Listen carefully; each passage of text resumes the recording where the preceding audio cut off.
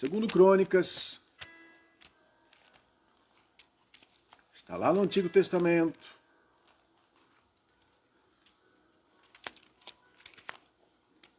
Capítulo 26, segundo Crônicas 26, versículos de 1 a 13. Segundo Crônicas, capítulo 26, versículos de 1 a 13. Terezinha Lavorente, seja bem-vinda. Todo o povo de Judá tomou a Uzias, que era 16 anos, e o constituiu rei em lugar de Amazias, seu pai. Ele edificou a Elate e a restituiu a Judá depois que o rei descansou com seus pais. Uzias tinha 16 anos quando começou a reinar, e 52 anos reinou em Jerusalém. Era o nome de sua mãe Jecolias de Jerusalém. Ele fez o que era reto perante o Senhor. Ele fez o que era reto perante o Senhor. Estamos falando do rei Uzias. Segundo tudo que fizera Amazias, seu pai. Propôs-se buscar a Deus nos dias de Zacarias, que era sábio nas visões de Deus. Nos dizem que buscou o Senhor, Deus o fez prosperar. Saiu e guerreou contra os filisteus e quebrou o muro de Gate, o de Abné e o de Asdod, e edificou cidades no território de Asdod e entre os filisteus. Deus o ajudou contra os filisteus e contra os arábios que habitavam em Gur-Baal e contra os meunitas. Os amonitas deram presentes a Uzias, cujo renome se espalhara até a entrada do Egito, porque se tinha tornado um extremo forte. Também edificou Uzias torres em Jerusalém, a porta da esquina, a porta do vale, a porta do ângulo, e as fortificou. Também edificou torres no deserto e cavou muitas cisternas. Porque tinha muito gado, tanto nos vales como nas campinas, tinha lavradores e vinhateiros, nos montes e nos campos férteis, porque era amigo da agricultura. Era amigo da agricultura. Tinha também Uzias um exército de homens destros nas armas, que saíram à guerra em tropas, segundo o rol, feito pelo escrivão Jeiel e Mazéias, oficial sob a direção de Ananias, um dos príncipes do rei. O número total de cabeças das famílias, homens valentes, era de 2.600. Debaixo das suas ordens havia um exército guerreiro de 307.500 homens, que faziam a guerra com grande poder para ajudar o rei contra os inimigos. Muito bem.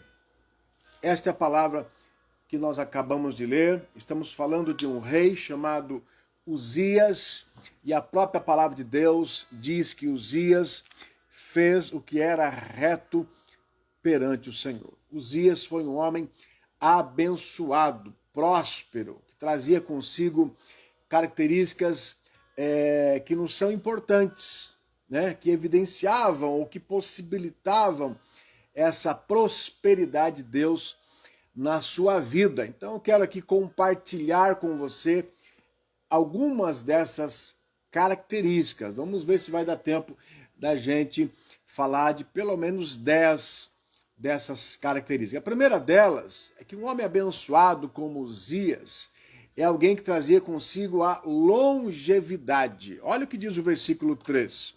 Uzias tinha 16 anos quando começou a reinar, e 52 anos reinou. Quem que trabalha em alguma coisa por 52 anos? Fala para mim. Quem que fica numa empresa por 52 anos? Quem que fica num governo por 52 anos? Mas Uzias ficou 52 anos reinando. Essa é uma característica de quem é abençoado. Quem é abençoado é alguém que prospera naquilo que faz. E quando a gente prospera naquilo que a gente faz, a gente tem uma palavrinha acontecendo na nossa vida que se chama continuidade.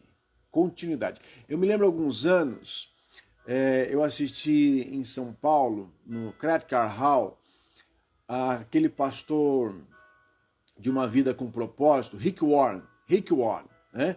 Inclusive foi a convite de uma pessoa querida, o Vladimir Valério, às vezes está nos acompanhando aí pelas redes sociais, e o Vlad me convidou, a mim e minha esposa, para irmos com ele assistir o Rick Warren no Credit Card Hall em São Paulo. Foi assim tremendo, né? Ele escreveu aquele livro Uma Vida com Propósito, que se eu não me engano é o segundo maior livro vendido no mundo, né? O primeiro é a Bíblia, o segundo é Uma Vida com Propósito. E o Rick Warren falou uma coisa interessante. Ele é o pastor de uma grande igreja nos Estados Unidos e ele diz assim que pastor, né? Os pastores que ele conhece das grandes igrejas, os pastores mais bem-sucedidos que ele conhece, tem algumas características em comum. Uma delas é que eles tinham essa longevidade ministerial. Né? Esses pastores eles têm aí 20, 30, 40, 50 anos no mesmo ministério, numa mesma igreja. Né? Esses pastores conhecem mais a população da cidade que o próprio prefeito da cidade, porque o prefeito ele entra e ele sai, ele entra e ele sai. O pastor não. O pastor ele se envolve na sua comunidade, ele se envolve na sociedade e ele conhece a sua cidade muito mais que qualquer político. Então, uma das características de quem é próspero na sua vida é a longevidade, né? Você ter continuidade naquilo que você faz. Gente que faz um pouco de tudo, né, e nunca tem estabilidade daquilo que faz, começa a se preocupar. E se isso tem acontecido na sua vida, começa também a se reavaliar, né? Porque certamente alguma coisa está faltando, tá bom? Longevidade. Versículo 4. Ele fez o que era reto perante o Senhor. Retidão é outra característica. Uzias fazia o que era reto. O que é a retidão? Pastor, retidão é justiça. Retidão é você fazer o que é certo. Retidão é você estar alinhado à vontade de Deus, aos princípios de Deus, aos preceitos de Deus, né? A palavra de Deus. Isso é retidão. Aquela pessoa é reta. Aquela pessoa é justa, é coerente, é honesta, é verdadeira. Ela se assemelha a Deus, porque Deus é um Deus de uma palavra só. Né? Um dos significados no hebraico da palavra kadosh, que significa santo, é também único. Deus era kadosh, kadosh, kadosh, santo, santo, santo, porque Deus era também único, único Deus, único poder, uma única verdade, único, uma única palavra, é único, não existe outro ser igual a Deus em qualquer natureza, né? Então, kadosh, kadosh, kadosh, também no original hebraico tem a conotação de único, né? De santo e de único, tá? Então, ser reto é ser como Deus, é ser alinhado aos preceitos de Deus na nossa vida. E a Bíblia diz que Uzias era um homem reto. Quer ser próspero na sua vida? Ande em retidão. Tá certo? Amém. Não tá certo? Eu não vou fazer. Tá alinhado à palavra de Deus? Amém. Está fora da palavra de Deus, ó. Deixa fora. Quer fazer, faz, mas você não vai fazer. Deixa o outro fazer. Bom? Isso é muito importante. Muito bem. Terceira característica de um homem abençoado. Bruno Moda está nos acompanhando aí. Bruno, Deus te abençoe, viu? Bruno, manda um recado para sua mãe. Outro dia eu senti no meu coração de passar uma mensagem para ela e eu passei pelo Messenger da sua mãe. E eu acho que até hoje ela não viu essa mensagem, tá bom, querido? Maria Francisca Zen, um abraço. A terceira característica, versículo 5. Propôs-se buscar a Deus nos dias de Zacarias. Propôs-se buscar a Deus nos dias de Zacarias. A terceira característica de um homem próspero, de um homem abençoado, é que ele busca a Deus. Irmão, se existe alguém que pode nos fazer prósperos, e quando eu digo próspero, aqui eu não estou me restringindo, abençoado, eu não estou me restringindo nas questões terrenas, materiais somente, mas estou falando em questões que envolvem sentimento, intimidade com Deus, relacionamento social, crescimento espiritual, tudo na nossa vida. Né? A prosperidade de Deus ela vai além das questões financeiras, materiais, como muitas vezes as pessoas associam. Né? E esse homem, ele era um homem abençoado, abençoado em tudo, ele era rei, ele era próspero, né? Ele fazia as coisas acontecerem, porque ele, dentre todas essas características, ele buscava a Deus. A gente precisa buscar Deus em oração, buscar Deus como agora na sua palavra, buscar Deus ouvindo o Senhor, buscar Deus entoando louvores, nós precisamos buscar a Deus, né? Não perde tempo não e busque o Senhor na sua vida, porque isso só vai trazer bênção para a sua vida. Entenda uma coisa, quanto mais perto de Deus você estiver, mais de Deus você vai receber, né? Mais de Deus. Imagina que você conheça uma pessoa bilionária, né? E você, por algum motivo, começou a se relacionar com essa pessoa e a ter proximidade com essa pessoa. Então você começa a frequentar a casa dela, ela vai viajar, ela te convida para ir junto com você, ela vai tomar alguma decisão, ela convida para você estar junto, para ajudar ela a tomar essa decisão, né? Imagina, ela toda hora está trocando informações com você, WhatsApp, né? Comentando aí as suas mensagens nas redes sociais, cada vez mais você está próxima dessa pessoa. Com certeza você vai ser abençoado por essa pessoa. Com certeza ela vai criar oportunidades as quais ela vai compartilhar com você. Porque a gente, quando tem, a gente quer compartilhar com quem não tem, ou com quem está perto da gente. Não é? Agora, imagina isso em Deus. Quanto mais perto de Deus a gente estiver, mais cheio das bênçãos de Deus a gente vai estar. Bom? Então, ele era um homem abençoado por quê? Porque ele buscava a Deus, diz a palavra do Senhor. Tá? Então, busque ao Senhor, para de perder tempo com outras coisas que não sejam, né, ou não seja buscar o Senhor. Tá? Versículo 6, saiu e guerreou contra os filisteus. Uma outra característica importante, né, é sairmos à guerra. Irmãos, a ousadia, a guerra, lutar, faz parte da nossa vida. Faz parte da nossa vida. Não adianta a gente ficar de braços cruzados diante dos desafios da vida. Nós precisamos nos posicionar. Paulo, quando escreve aos cristãos lá em Éfeso, né? Perdão, em Efésios, Paulo fala o quê? A nossa luta não é contra a carne e sangue, não é contra as pessoas, mas é contra as forças espirituais do mal espalhadas nas regiões celestes. Ou seja, existe uma luta sendo travada. Existe uma força espiritual contra a sua vida para que você não seja abençoado por Deus, para que você não seja feliz no seu casamento, para que você não seja próspero nas suas finanças, para que você não seja próspero nos seus relacionamentos sociais. Existe uma força espiritual. Jesus disse que o diabo veio para matar, roubar e destruir. Existe uma força contra você que está dentro de você. E sabe quem é essa força? É você mesmo. São os seus maus hábitos, os seus maus costumes, as coisas erradas que você aprendeu na sua vida. Existe, tá? Então, nós precisamos guerrear. Senão você vai perder a sua bênção. Senão alguém vai roubar a sua bênção. Lembra da passagem do semeador? Né? Da palavra que era semeada? Que se lançava a semente. E o que acontecia? O passarinheiro vinha e ó, roubava a semente. Não deixava a semente germinar. Irmãos, existem passarinheiros por aí. Né? Existem situações aí fora tentando roubar as nossas bênçãos. Fora as pessoas invejosas, cobiçosas, ciumentas, deficientes de valores morais, que se puderem passam em cima de você e de mim para ter o que a gente tem, para conquistar o que a gente conquistou, ou vivenciar as promessas que Deus tem para nos dar. Tá? Então, guerreia, luta. Por isso que nós precisamos estar firmes na palavra de Deus, porque a palavra de Deus nos traz força para guerrear. Tá bom? Versículo 6 diz que Uzias saía à guerra contra os filisteus, tá? Não existe conquista sem guerra, irmãos. Não existe conquista sem guerra. E aqui, trazendo um conceito prático da palavra, a guerra nada mais é do que um conjunto de batalhas. O fato de você ter perdido uma batalha não significa que você perdeu a guerra.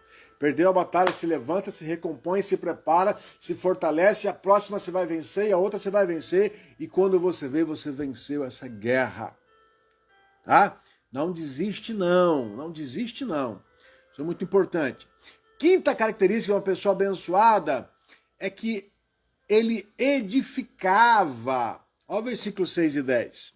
Saiu e guerreou contra os filisteus, que quebrou o muro de Gate, o de Abné e o de Asdod, e edificou cidades.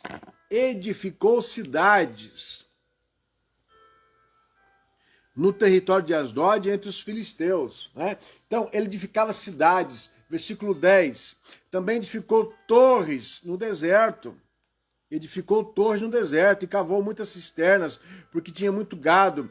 Também, tanto nos vales como nas campinas, tinham lavradores, vinhateiros nos montes e nos campos férteis, porque era amigo da agricultura. Ele edificava cidades, torres, fazia obras, deixava legados.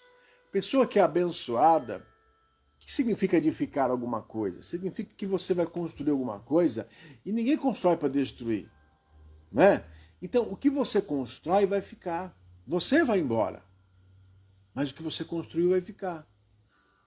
Uma das características de alguém que é abençoado é alguém que constrói, é alguém que deixa legado, é alguém que o dia que for embora vai deixar marcas do que ficou. O que você tem construído na sua vida? O que você tem construído na vida das pessoas?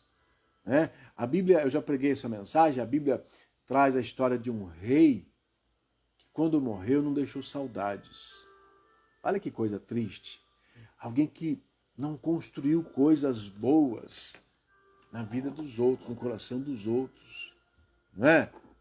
Que bom será quando a gente partir e deixar saudades. Nossa, que saudade que eu tinha daquele irmão que era uma bênção na minha vida, que me ajudava, daquela irmã que tanto intercedeu por mim, que tanto fez por mim. Não é verdade? Então construa coisas na sua vida. Construa algo que você vai deixar de concreto para os outros, para a sua família, para os seus filhos, para os seus amigos, para a comunidade onde você vive. Construa valores. Construa algo que vai fortalecer a vida das pessoas. Construa pontes, né? Há um ditado que diz que melhor é construir pontes do que construir muros, não é verdade? Porque o muro você traz impedimento, a ponte você traz o ligamento, né? Você traz a continuidade, você traz o favorecimento para as pessoas. Então construa coisas na sua vida, construa através das boas ações, do altruísmo, construa através das suas intervenções em palavras, às vezes investimento financeiro. Né? Outro dia eu falei sobre missões. Você não tem condição de investir na vida de fazer missões, invista na vida de um missionário. Abençoe quem se encorajou, quem abriu mão de tudo para fazer missões. Né? Então usa do que você tem, da sua capacidade intelectual, espiritual, material, financeira, dos seus dons, dos seus talentos. Usa de tudo que você tem e construa coisas na sua vida, no coração das pessoas. Tá?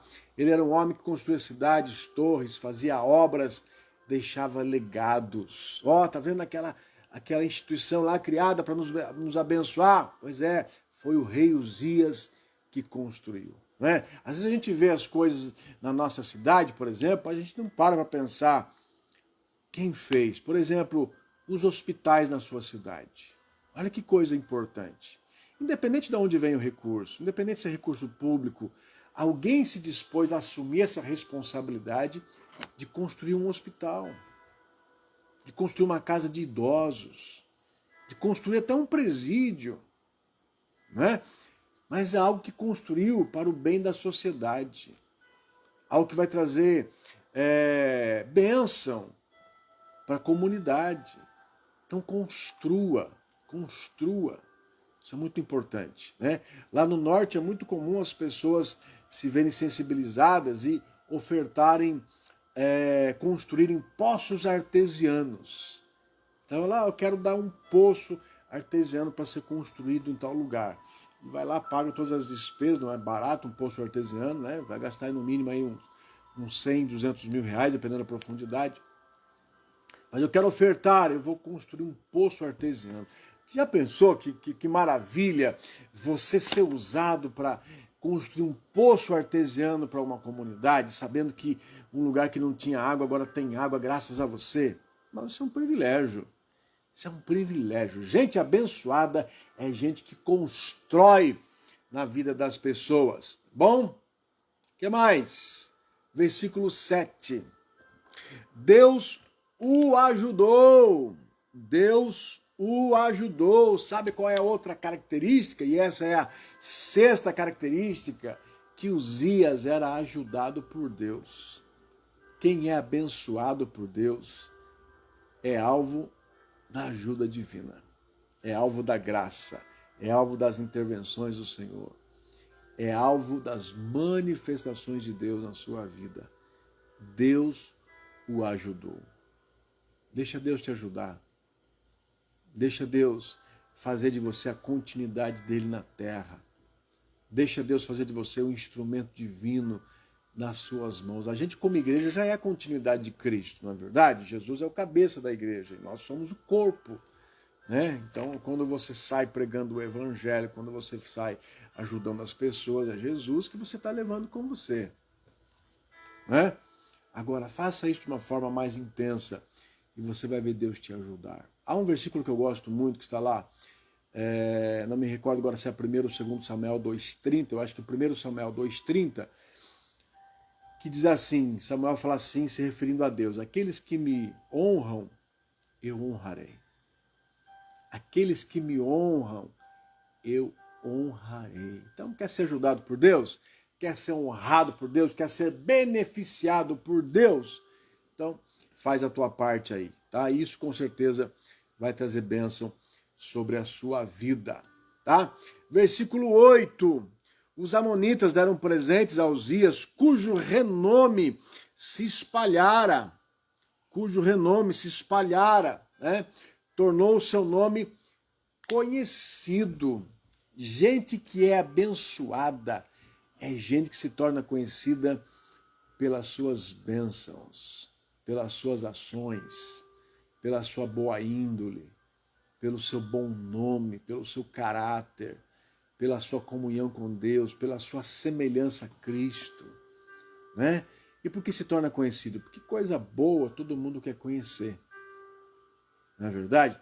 Gente boa, gente de coração bom, todo mundo quer se aproximar. Vê se você quer se aproximar de fofoqueiro. Se você quer se aproximar de gente que é bocuda, que fala pelas tripas. Vê se você quer se aproximar de gente negativa, gente que só pensa para baixo, gente que só murmura na vida. Você não quer se aproximar porque faz mal, mesmo inconscientemente faz mal para a gente.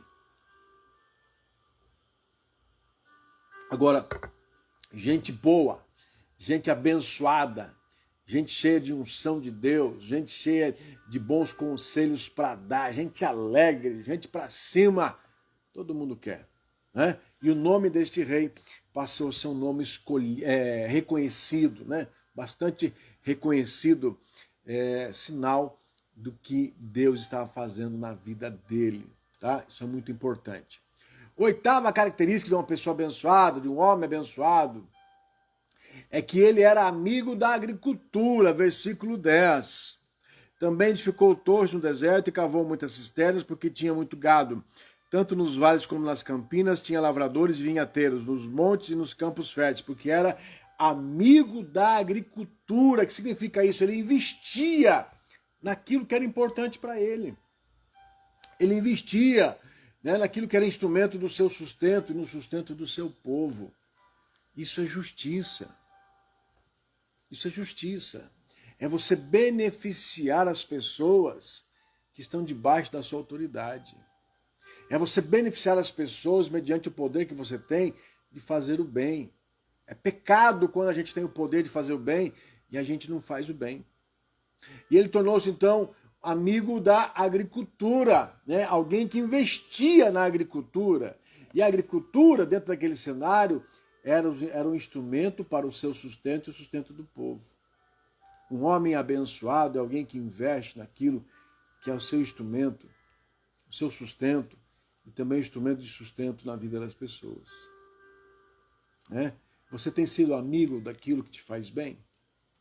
Você tem sido favorável àquilo que faz bem às pessoas? Ou não? Seja amigo, invista. Invista naquilo que te faz bem e naquilo que faz bem às pessoas.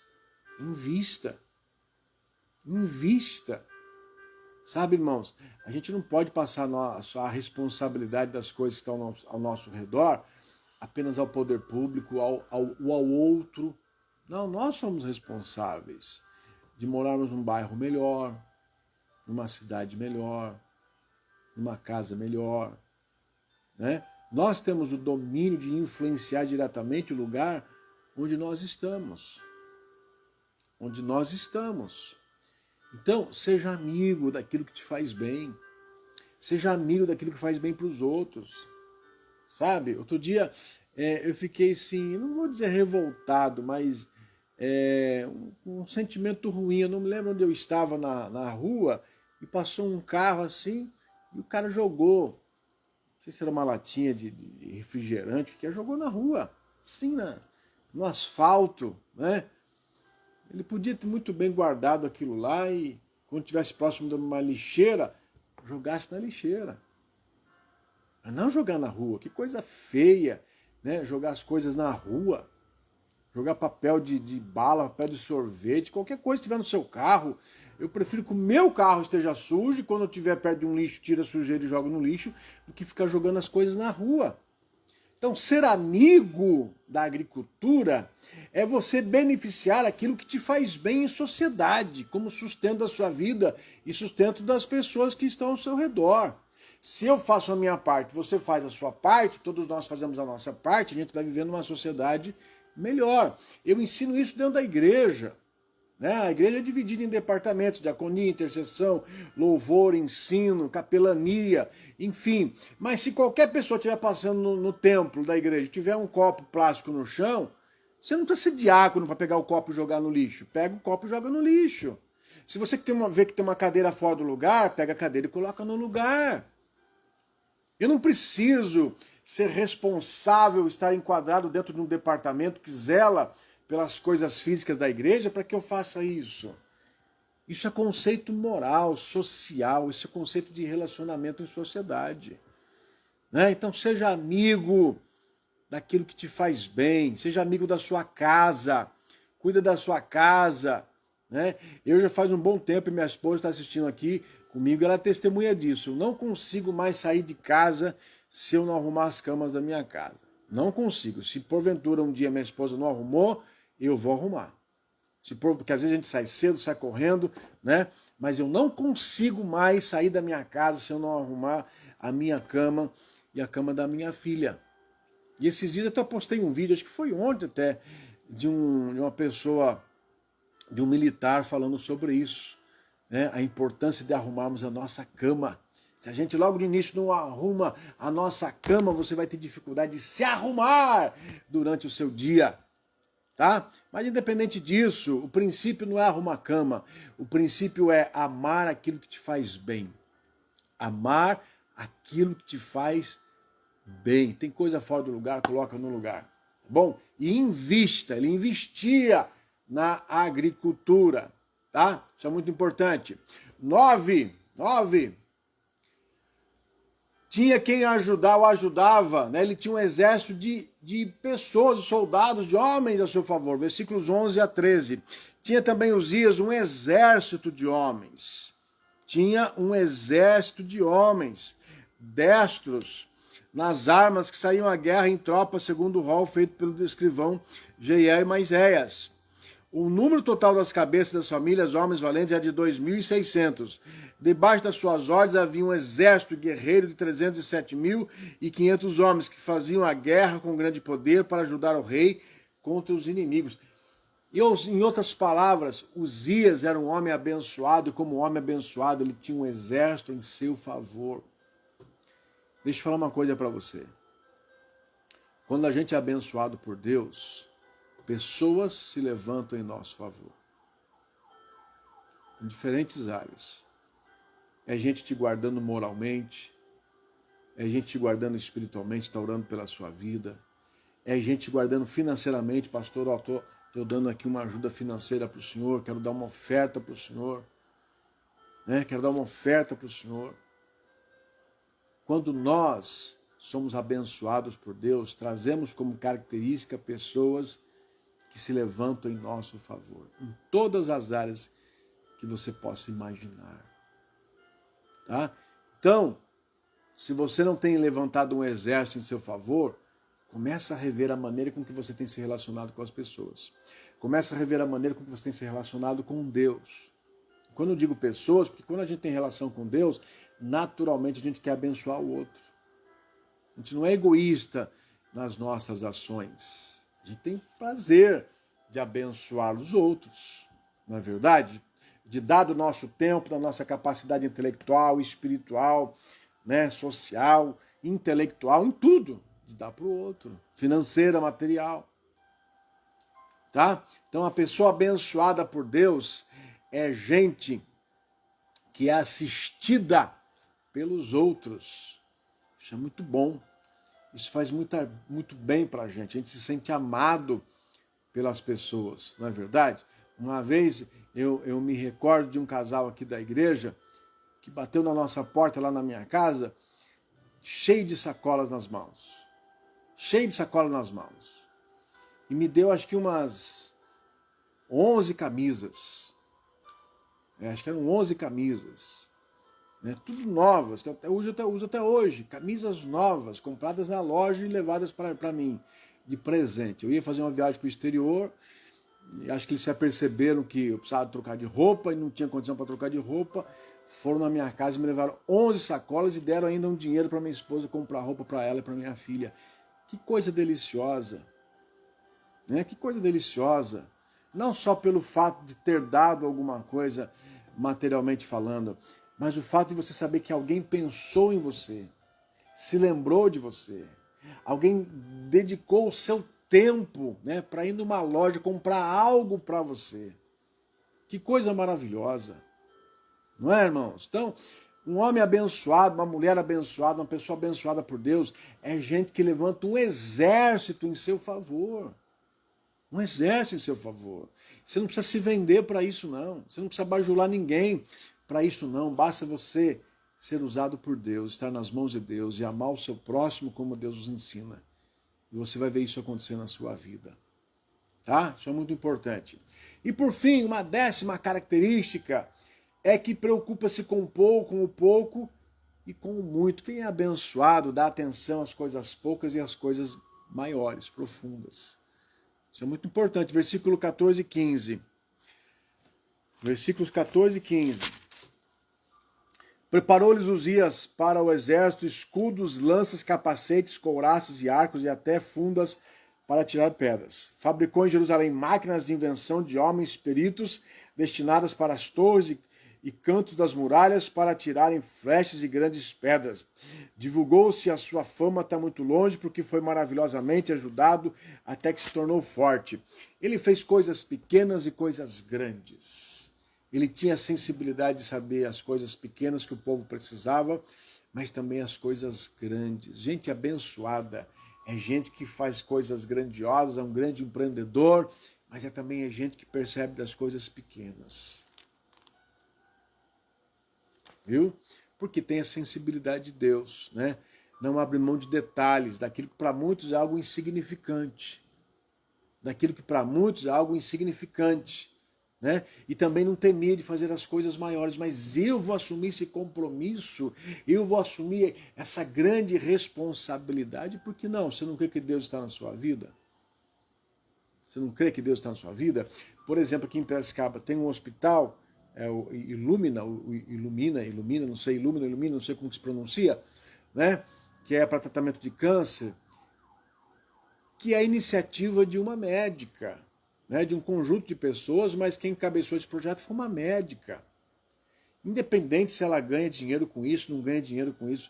O desafio é gigante, mas ela dedicou muitos dias, meses, talvez anos da sua vida, né, horas da sua vida, trouxe preocupações, será que eu vou ter dinheiro para construir isso, para começar, para continuar, para terminar, como vai ser, será que vai dar certo, né? Que coisa boa! Você tem que ser ousado para fazer. Você tem que ser ousado. Né? E também nas coisas mínimas. Nas coisas mínimas, olha, estou percebendo que aquela pessoa está precisando de alguma coisa, eu vou lá ajudar. Eu vou lá ajudar. Né? Às vezes uma coisa simples que você dê para alguém, aquela pessoa vai ficar vislumbrada com você. Porque aquilo vai ter um valor para ela, não é um valor material somente. né? Mas é o valor de alguém que se preocupou com ela, de alguém que deixou o seu tempo de fazer tantas outras coisas pessoais para fazer algo exclusivo para aquela pessoa, tá? Gente abençoada é gente que é sensível às coisas pequenas e é gente que é corajosa a fazer as coisas grandes, né? E por que a gente precisa ser sensível em fazer as coisas pequenas? Porque as coisas pequenas às vezes não dão ibope. Geralmente não dão ibope. Não é? As pessoas gostam de fazer coisas grandes para aparecer, mas de repente você ajudar uma pessoa, não vai dar ibope, não, ajudou uma pessoa só. Só que aquela uma pessoa só, você pode ter certeza que pode mudar a vida dela.